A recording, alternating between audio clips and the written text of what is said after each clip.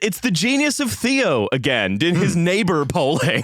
It's you ask the columnist, well, what do you think the electorate wants? And then they tell you what they want. They've gone too gay. Come on, it's Goldman Sachs, not Old Man Sachs.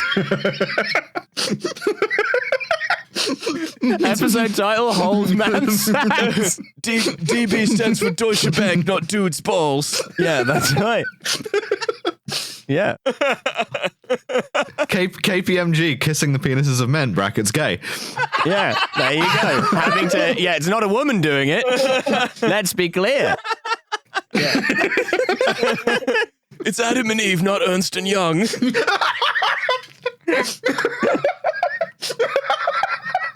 So young is like a strange boy's first name. Yeah. It's not Ernst Roman, his Youngs. Jesus Christ, Riley, you fully took me out with that one. It's HSBC, not happily sucking boys' cocks. Oh my God. How did we get to dick on dick gay entertainment? There we go. Which is just British financial institutions slagging each other off in the way that American truck owners do. I didn't think this was a gay bar, but there was a KPMG company car parked outside. So anyway, look, the news agents actually on the podcast, they said all that stuff about like banks and consulting firms and stuff. It was crazy that Maitland said the F slur. Like I really didn't think she had it in her, especially in that voice, you know? We're quoting them when we said that DB stands for dicks and balls, not Deutsche Bank. What is the difference? Anyway, it's that, look, it doesn't matter the campaign Trump ran. It doesn't matter that like the groiper that he hired without oversight was able to book Tony Hinchcliffe. No, none of it that. is like, very funny that happened, and it's more funny that it didn't matter at all. Yeah, and it's the same lessons are going to be like whatever. I don't know, if like Kemi Badenoch books the comedian from Benidorm. Senior. She's gonna yeah, exactly. She's gonna get the fucking free speech comedy hour on. Yeah, it's gonna be the hosts of Trigonometry are gonna be on in front of her. Hello, Conservative Party conference. It's me, Francis Foster. My mum's from Venezuela. I googled it. It's that people hate liberal centrist campaigns, even when they make no strategic mistake. Because Lewis Goodall, there was no strategic mistake. The strategic mistake was running as an incumbent. The strategic mistake was made repeatedly since 2020. The strategic mistake never stopped getting made. And so the strategic mistake that Starmer is making, he's making in his campaign, he's making now. Whatever mistake he will make that will make him a one-term prime minister is not going to be where he goes, what he says, what endorsements he gets or doesn't get, or if like Kemi Badenoch books like the sort of comedian in the polyester Union Jack suit who lives and works in Benidorm. None of that's going to matter. The mistakes are being made at the moment by allowing every council to go bankrupt and basically just eliminating bin collection. Well, this is why I had a bad feeling about the election on the day, because I did a TikTok being like, you know, what are they going to choose? Are they going to go with the incel guys or the wine mums? Like, what's going to happen? And then I had so many American libs yelling at me on TikTok saying like, why you had to vote for the Democrats because of this and that, and they were all just listing things. Well, why didn't you vote for the Democrats, Milo? Yeah, great question. I mean, I voted for them multiple times. And then one was like, yeah, I get that what you're saying is funny, but people shouldn't take it seriously. It's like, that's why it says comedian at the top. Yeah. But then they were all just like listing things that Biden wasn't doing anything about. And I'm just like, a Democrat is president now. Yeah. Why is it not possible to do any of this now? All that matters at this point is, are you going to manage the risks that your electorates face that are coming from international pressures? Regardless of what those pressures are you competent to manage them? Or are you willing to manage them? Do you have the levers to pull? No. And with a deck that they stacked themselves, American neoliberals still weren't able to win with that one. And I think the other thing about this, right, there is one way out. And I've thought about this quite a lot, right? Here's how she can still win.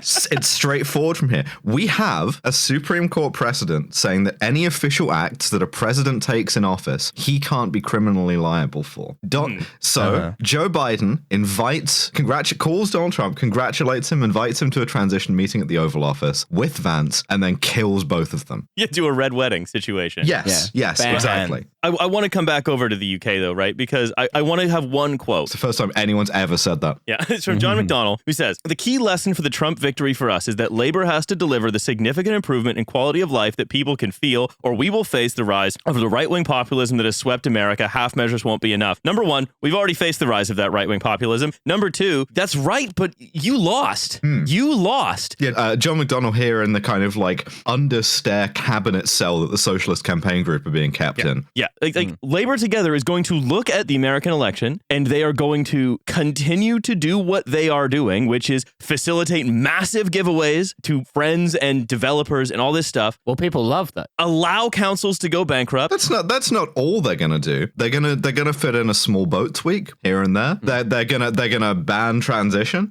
Maybe they're gonna pick it'll just be like fuck November Kelly specifically week, just to really give me the kind of gang stalking That delusion. also sounds like something you would organize.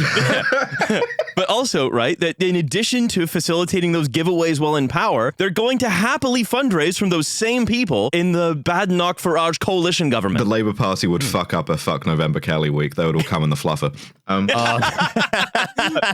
mean, and so, it's like, how big do you want to go with your small boats week? Do you want small boats month? Small boats quarter? How about the Starmer government rings in the century of the small boat? What will be, none of this will work. What will be enough? Using a Nothing. Japanese era name so that you refer to Keir Starmer, like, not with his name, but as, like, small boats prime minister. The small boats period. Yeah. It's like mindfulness, 20 minutes a day of thinking about the small boat. Imagine a future archaeologist I know it's a stretch. I know it's a stretch, but come with me on it. Digging down and You might finding hear it, fuck November Kelly week. and finding a layer of sediment being like, yes, the small boat's geological epoch. Yeah. Look, I think people they're overblowing external risks and pressures. The Beaker people faced external risks and pressures. The Sea people faced external risks and pressures. Sea people were the external risk and pressure, I think The you'll find. Mycenaeans face external, and all of these people are still going today. The kingdoms of the Bronze Age really survived in the nation states of the present. That's right. What I'm going to do is I'm going to take the half-man, half-bull son that my wife has had, and I'm going to lock him in a big maze. And I can't see this being a problem. With the Socialist Campaign Group. Yeah, all we need to do is feed him some Athenian virgins every 9 years. I think that's a reasonable approach. We've sent a ship full of gifts for the neighboring great king.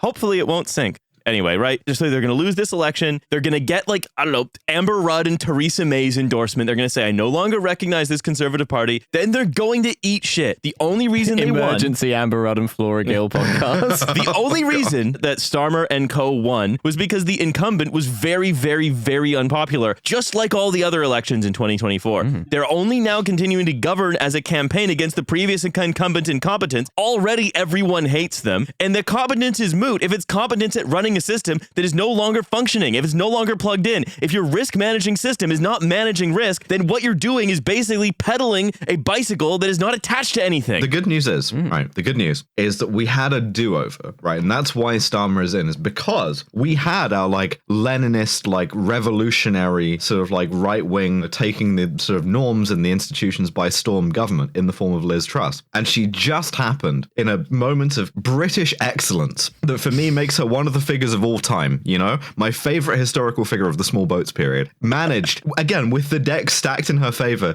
to fuck it up so badly, so quickly, that the entire moment was squandered, and they have to do it again. They have to respawn, and they have to do it again. Well, again, mandate of heaven. God killed the queen to be like, get rid of this woman.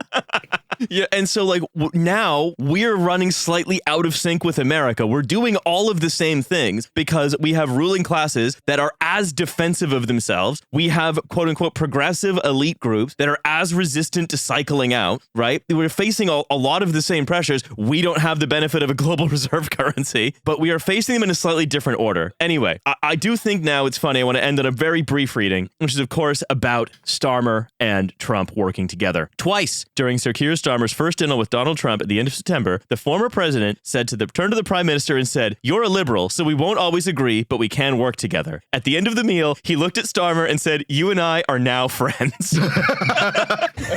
Sometimes that kind of autistic confidence is very, very fun. Can you imagine how furious all of Donald Trump's children are about this? Like, this is a level of affection they have never received. True. Looking at my son and being like, we are now father and son. Big handshake.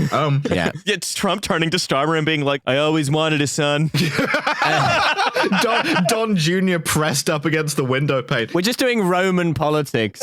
You're a beautiful man, Ken. You are. I'm going to make you my son. We're going to make a deal. Okay. Dear Trump.